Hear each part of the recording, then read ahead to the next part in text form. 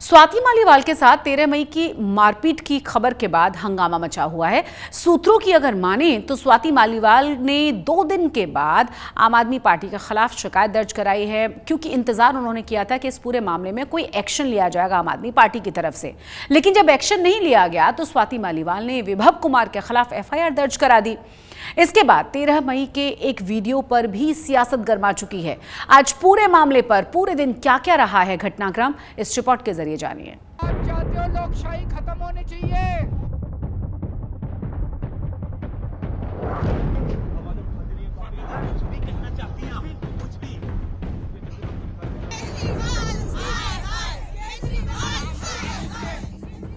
दिल्ली में केजरीवाल के घर में मालीवाल की पिटाई कांड में दिल्ली पुलिस एक्शन में है। FIR दर्ज हो चुकी है। स्वाति मालीवाल की मेडिकल जांच में पिटाई की पुष्टि हो चुकी है। अदालत में 164 का बयान दर्ज हो चुका है। आरोपी विभव की खोजबीन में पुलिस की टीमें लग चुकी हैं।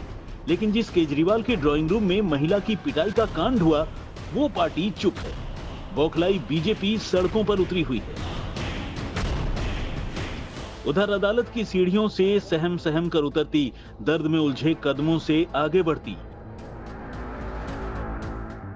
कार में डबडबाई आंखें अपनी व्यथा कहती, ये वही स्वाति मालीवाल हैं जो कभी महिला आयोग की अध्यक्ष रहते हुए महिलाओं के दमन, शोषण, अत्याचार के खिलाफ लड़ाई लड़ती थी। आज न जाने स्वाति के सामने कौन सी बेबसी है कि कथित तौर पर सीएम के ड्राइंग रूम में अपने ही साथ हुए अत्याचार पर वो खामोशी ओढ़े हुए हैं। दूसरी तरफ घटना के 4 दिन बाद 52 सेकंड का एक वीडियो आता है, जिससे ये तय हो जाता है कि धुआं के पीछे आग की कहानी जरूर है। पहले वो वीडियो देखिए।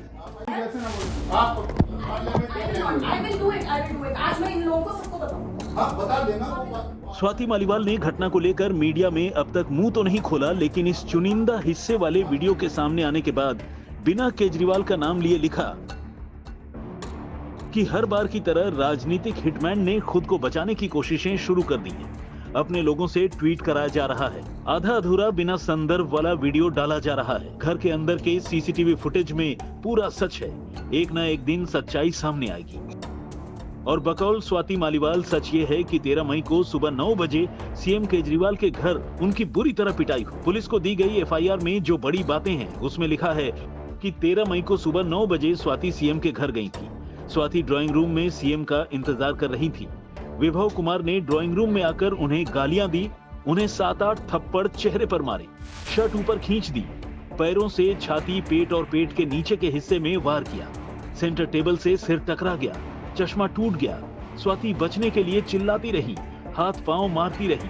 विभव ने उनके हाथ पांव तोड़ने और गाड़ देने की धमकी दी। इतने अत्याचार के बावजूद स्वाति मालीवाल ने पहले दिन पुलिस में शिकायत नहीं दी। हालांकि संजय सिंह ने घटना के बाद आरोपी विभव पर सख्त कार्रवाई का भरोसा दिया था, लेकिन दूसरे दिन से ही सीएम केजरीवाल आरोपी को अपनी कार में लेकर घूमने लगे और तब स्वाति मालीवाल ने पुलिस में बयान दिया। इस विषय में सिर्फ अरविंद केजरीवाल ही हम सबका निशान होना चाहिए। हालांकि दिल्ली पुलिस ने स्वाति की शिकायत पर धारा 308 गैर इरादतन हत्या की कोशिश, 323 मारपीट करना, 341 गलत तरीके से रोकना, 354 शील भंग की नियत से हमला, 354B महिला को निर्वस्त्र करने की कोशिश, 506 आपराधिक धमकी और 509 महिला के शील हरण की कोशिश के आरोपों के तहत मुकदमा दर्ज कर दिया है। पुलिस की 10 टीमें आरोपी की तलाश में जुटी हुई हैं। खबर है कि आरोपी विभव कुमार अमृतसर में हो सकता है। बेहतर होता कि एक मुख्यमंत्री सामने आते, अपनी जबान खोलते और विभव कुमार को पुलिस के हवाले करते। अपने काले कारनामों के राजदार को छुपाने की कोशिश कर रहे हैं। मारा उन्होंने होगा, लेकिन मरवाने का जो इशारा है वो अरविंद केजरीवाल का ही हो सकता है। स्वाति मालीवाल जी का मसला हमारे घर का मसला, हम घर में सुलझा लेंगे। अरविंद जी, स्वाति मालीवाल के मामले में अभी तक आप कुछ बोले नहीं है। आपके ओर से आपके साथ में स्वाति मालीवाल के मामले में ज्यादा जरूरी और चीजें भी हैं। स्वाति मालीवाल के मामले में अरविंद जी क्या कहेंगे? किसी के सही अरविंद जी, आज आपके साथ भी वो आए हैं, आज आपके साथ में भी आए आपके झूठे मुकदमे लगाने वाला गैंग आप क्या है। बोलेंगे?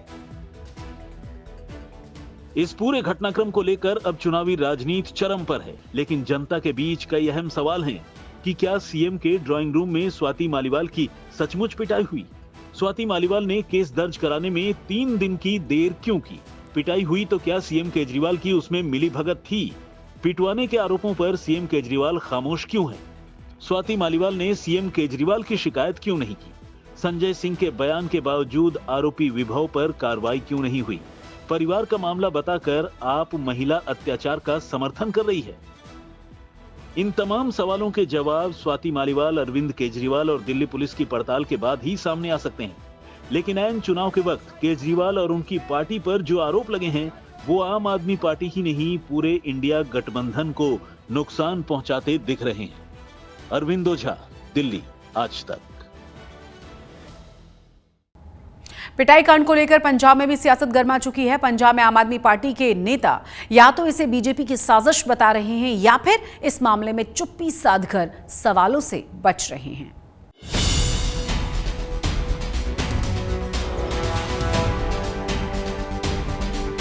ये सब जो है ना, जो सब षड्यंत्र है, राजनीतिक षड्यंत्र है। देखिए, ये कुछ इंटरनल मामले होते हैं, किसी का पार्टी भी जो परिवार होता है। देखिए, मामला अभी मैं समझता हूँ इनिशियली जांच का है, जांच के बाद ही कमेंट कर पाएंगे। ऐसा कुछ नहीं है, हमारी पार्टी ट्रांसपेरेंट पार्टी है, जो अकाउंटेबल है, कोई ऐसी बात नहीं। जिस किसी ने भी कुछ ऐसा किया है उसके लिए पार्टी का डिसीजन बहुत क्लियर है। स्वाति मालीवाल केस में दिल्ली से लेकर पंजाब तक सियासी माहौल गर्मा गया है। सवाल उठ रहा है कि महिला सांसद के साथ हुई बदसलूकी पर पार्टी सुप्रीमो अरविंद केजरीवाल खामोश क्यों हैं? अरविंद जी, स्वाति मालीवाल के मामले में अभी तक आप कुछ बोले नहीं हैं। आपके ओर से आपके साथ में स्वाति मालीवाल अरे उससे ज्यादा जरूरी और चीजें भी हैं। स्वाति मालीवाल के मामले में अरविंद जी क्या कहेंगे? भाजपा किसी के सही अरविंद जी, आज आपके साथ भी वो आए हैं, आज आपके साथ में भी आए भाजपा झूठे मुकदमे लगाने वाला गैंग आप है। क्या बोलेंगे?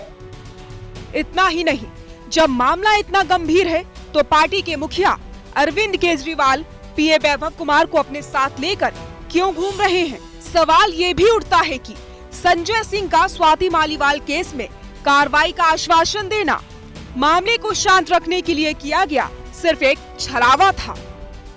एक बहुत ही निंदनीय घटना घटित हुई जिसके बारे में आप सबको बताना चाहता हूं। कल सुबह अरविंद केजरीवाल जी के आवास पर स्वाति मालीवाल जी मिलने के लिए पहुंची थी, ड्राइंग रूम में इंतजार कर रही थी। इस बीच विभव कुमार जी वहां पे आते हैं और उन्होंने स्वाति मालीवाल जी के साथ बहुत बदतमीजी की, अभद्रता की।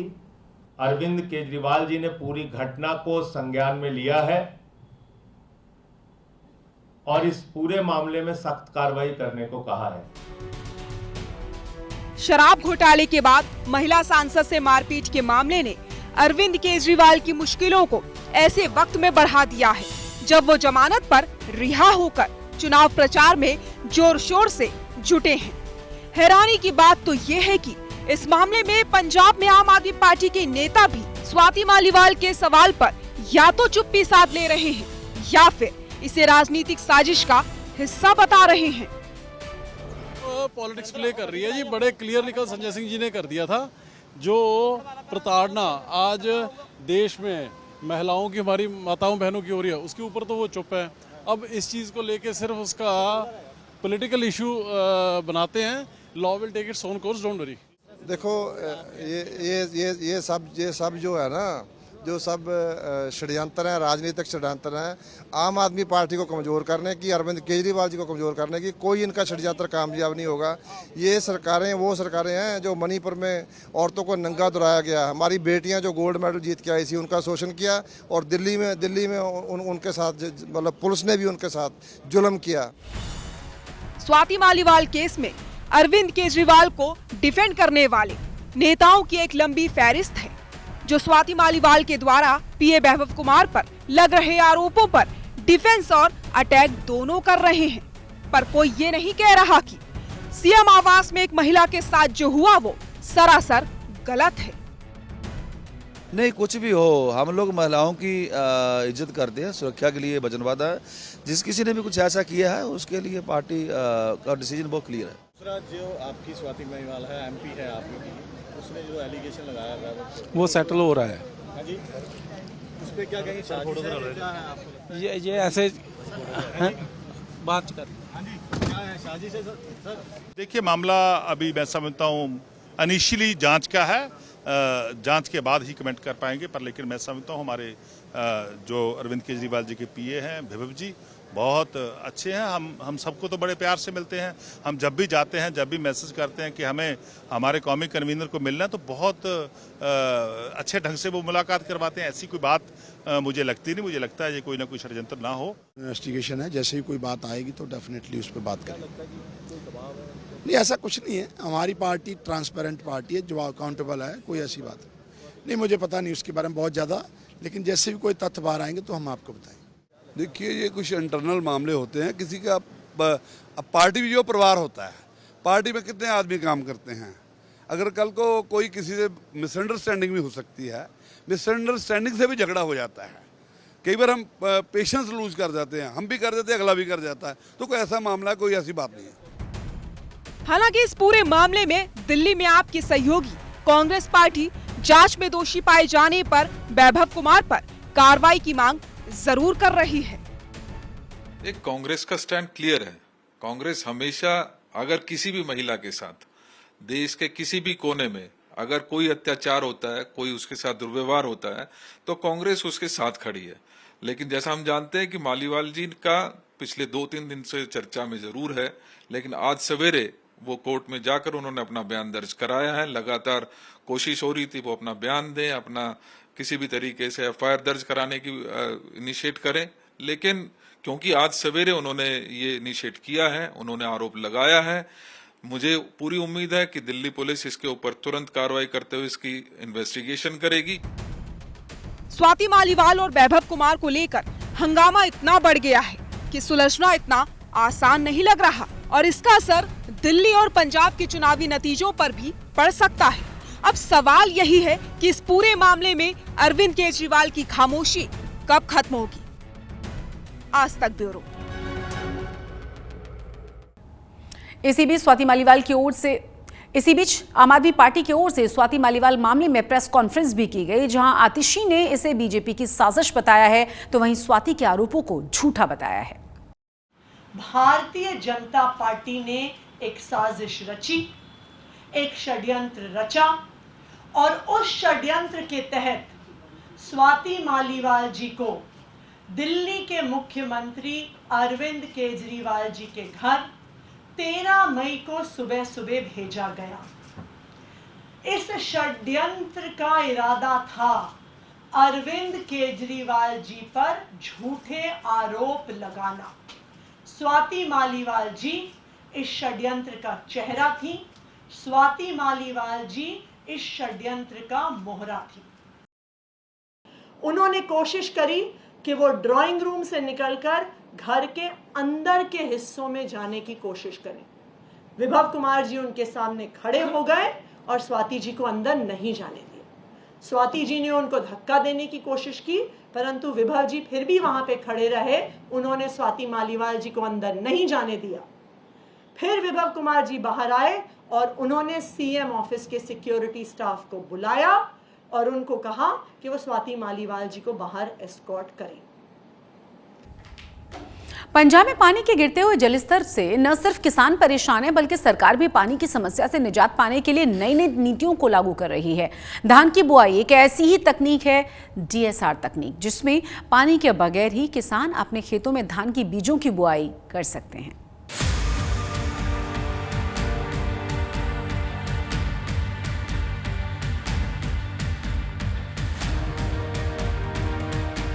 पंजाब में यूं तो धान की बुआई का सीजन 15 जून से शुरू होता है, क्योंकि धान की खेती में पानी का इस्तेमाल सबसे ज़्यादा होता है।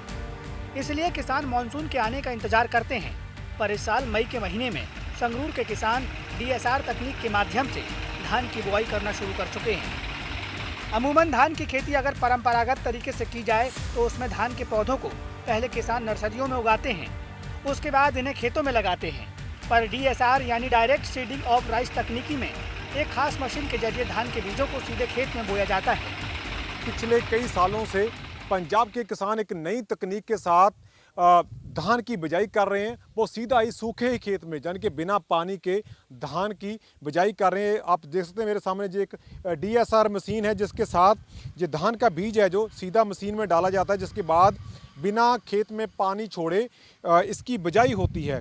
इसमें कई चीज़ों का फ़ायदा होता है। एक तो किसान का जो पानी है खेत में बेहद कम लगता है और इसके लिए सरकार किसान को प्रति एकड़ के हिसाब से 1500 रुपया अभी देती है ताकि जो उसका जो खर्च आता है। लेकिन इसमें किसान की जो लेबर की जो रहती है धान लवाई के लिए वो भी उसकी बचत हो जाती है, क्योंकि 3000 से लेकर 4000 रुपये प्रति एकड़ के हिसाब से लेबर का खर्च होता है अगर धान की बुआई आपने जून महीने में करनी। DSR धान की एक ऐसी तकनीक है जिसके इस्तेमाल से न सिर्फ किसान को राहत मिलती है बल्कि पैदावार, भूजल स्तर, लागत जैसे अनेक फायदे होते हैं। यही वजह है कि पंजाब में मान सरकार पिछले कुछ सालों से DSR से खेती करने के लिए किसानों को बढ़ावा दे रही है। साथ ही इस तकनीक से खेती करने वाले किसानों को 1500 रुपये प्रति एकड़ भी देती है। तो आपको सरकार की ओर से कोई कुछ मिलती है, राहत मिलती है? 1500 रुपये किलो। तो आप इस बिजाई की ओर क्यों गए? मतलब कि पहले तो बुआई पानी में होती थी। एक तो ये टाइम मन हुण वेला टाइम अद्धी खेती हो जाती है, बीज वंडिया जाता। नंबर 2 एक बिघे मगर 1 कुंटल का झाड़ बढ़ा, किले मगर 5 कुंटल बढ़ गया, 10,000 रुपया किले का प्रॉफिट। तो आपको फ़ायदा कितना होता है अगर आप हम लेबर से पानी में जून महीने में लगाते हैं तो उसका खर्च भी होता होगा? हाँ, वो खर्च तो बराबर है, मन जे कख हो जाना विच लवाई करके तो भी बराबर होके कम से कम 15,000 रुपया किला उनसे बंद होती है। कि 10 एकड़ खेत में वो इसी तरह से सीधी बिजाई जो धान की है वो कर रहे हैं। सरकार भी मदद कर रही है, लेकिन इनका साफ तौर पर कहना है कि इसमें पानी की बहुत ज़्यादा बचत होती है और जो धान की बुआई के लिए लेबर का खर्च आता था जो कम से कम 3500 से लेकर 4000 रुपये के बीच आता था वो भी बचत होती है। पंजाब और हरियाणा में सबसे ज़्यादा धान की खेती होती है, इसलिए इन राज्यों का वाटर लेवल भी पिछले कुछ सालों से तेज़ी से कम हुआ है। यही वजह है कि अब दोनों ही राज्यों में इस तरह की तकनीक को बढ़ावा देने के लिए सरकारें भरपूर कोशिश कर रही है। ਉਹਦੇ ਵਿੱਚ ਲੇਬਰ ਦਾ ਜਿਵੇਂ ਹੁਣ ਇਹਦੇ ਤੇ ਤਾਂ ਖਰਚ ਹੀ ਕੁਝ ਨਹੀਂ ਆਉਂਦਾ, ਮਤਲਬ 500-700 ਰੁਪਈਆ ਜਿਹੜਾ ਤੇਲ ਦਾ ਖਰਚਾ ਹੈ ਉਹੀ ਆਉਂਦਾ ਜਾਂ ਝੋਨੇ ਦਾ ਜਿਹੜਾ ਬੀਜ ਹੈ ਉਹ ਆਉਂਦਾ ਤੇ ਜਿਹੜੀ ਲੇਬਰ ਹੈ ਹੁਣ 5000 ਤੱਕ ਵੀ ਏਕੜ ਦੀ ਲੇਬਰ ਹੋ ਜਾਂਦੀ ਹੈ ਕਈ ਵਾਰੀ ਤਾਂ ਉਹ 5000 ਤਾਂ ਸਿੱਧਾ ਹੀ ਬਚਦਾ ਇਹਦੇ ਵਿੱਚ। ਜਿਹੜਾ ਆਪਾਂ ਕੱਦੂ ਕਰਦੇ ਆ ਤਾਂ ਉਹਦੇ ਤੇ ਤੇਲ ਵੀ ਜ਼ਿਆਦਾ ਲੱਗਦਾ, ਟਰੈਕਟਰ ਦੀ ਵੀ ਉਹਦੇ ਤੇ ਕਸਾਈ ਵੱਧ ਹੁੰਦੀ ਹੈ ਤੇ ਬਹੁਤ ਜ਼ਿਆਦਾ ਮਤਲਬ ਇਹਦੇ ਬੈਨੀਫਿਟ ਨੇ ਜੇ ਕਿਤੇ ਮਤਲਬ ਬੀਜਿਆ ਜਾਵੇ। ਪਰ ਅਸੀਂ ਇਹ ਕਿਸਾਨਾਂ ਨੂੰ ਅਪੀਲ ਕਰਦੇ ਹਾਂ ਵੀ ਜਿੱਥੇ 2 ਵਾਰੀ ਲਗਾਤਾਰ ਆਪਾਂ ਸਿੱਧੀ ਬਿਜਾਈ ਹੈ ਜਿਹੜੀ ਕਰ ਲਈ ਤਾਂ ਉਹ ਅਗਲੀ ਵਾਰੀ ਉਹਦਾ ਜਿਹੜਾ ਖੇਤ ਹੈ ਜਿਹੜਾ ਉਹ ਬਦਲਿਆ ਜਾਵੇ, ਕਿਉਂਕਿ ਕਈ ਵਾਰੀ ਜਿਹੜੇ ਰੂਟੀਨ ਦੇ ਸਾਉਣੀ ਦੀਆਂ ਫਸਲਾਂ ਦੇ ਨਦੀਨ ਨੇ ਉਹ ਹੋਣ ਲੱਗ ਜਾਂਦੇ ਨੇ ਜਿਹੜੇ ਕੰਟਰੋਲ ਘੱਟ ਹੁੰਦੇ ਨੇ। DSR तकनीक से धान की बुआई करने में केवल करीब 15 से 18 बार सिंचाई की जरूरत पड़ती है, जबकि पारंपरिक तरीके से 25 से 27 बार सिंचाई करनी पड़ती है। इसके अलावा एक अनुमान के मुताबिक पंजाब में धान की खेती के लिए 54,400 बिलियन लीटर पानी की जरूरत पड़ती है, जबकि अगर DSR की मदद से खेती की जाए तो 8,000 से 10,000 बिलियन लीटर पानी की बचत हर साल की जा सकती है। संगरूर से बलवंत सिंह बिक्की के साथ आज तक ब्यूरो।